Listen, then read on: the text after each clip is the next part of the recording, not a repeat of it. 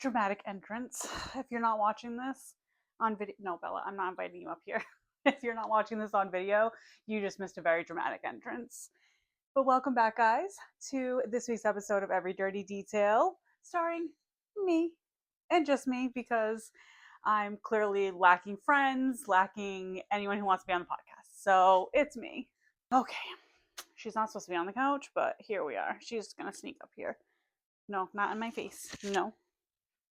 Sit. Okay. Anyway, if it's not a kid, it's her. So here we go. Anyway, thank you guys for joining me again today. Ashley is very busy. Ari is tearing it up in cheer right now. She had regionals this past weekend. She tried out for the middle school team and she made it. And she made their comp team. Like, clock it, girl. Keep it up. Love that. But yes, Ashley just has her hands full with a bunch of stuff right now. So she's unable to record with me.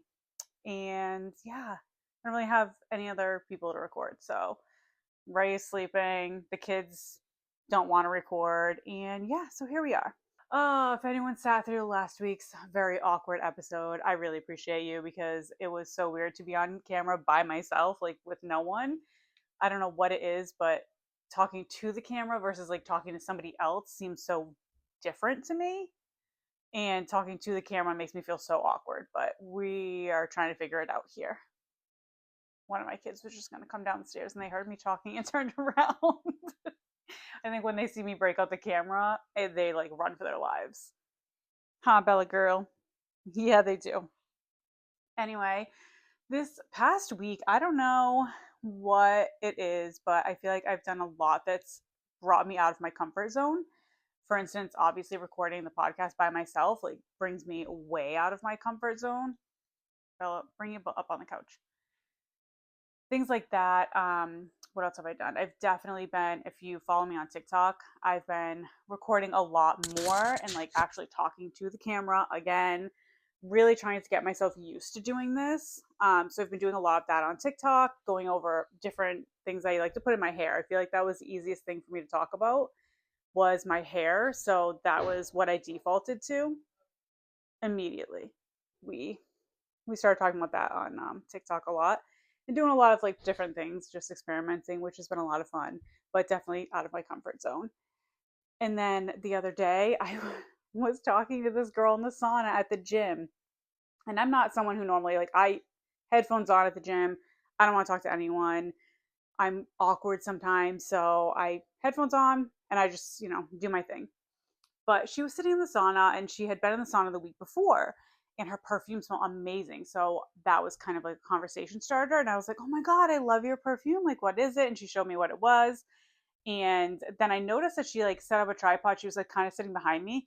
But I noticed that she set up a tripod and like did a short little video. And I was like, huh, I wonder if she records like, content, creation and all that. But I didn't want to ask her. But then, like a few days later, she was back in the sauna with me, and it was just us. So I was like, okay, I've got to ask her. So I asked her if she records. So I did end up striking up a conversation with her.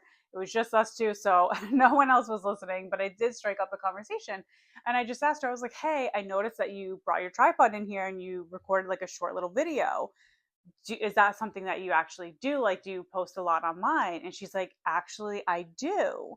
And I was like, no way. And so we started chatting about it. And one of the things that she said too was like that it was so out of her comfort zone to start recording and doing all that. And she is someone like she sets up the tripod in the gym and she talks to the camera and she has all these cute edits. Like, I followed her and oh my God, she makes the cutest videos.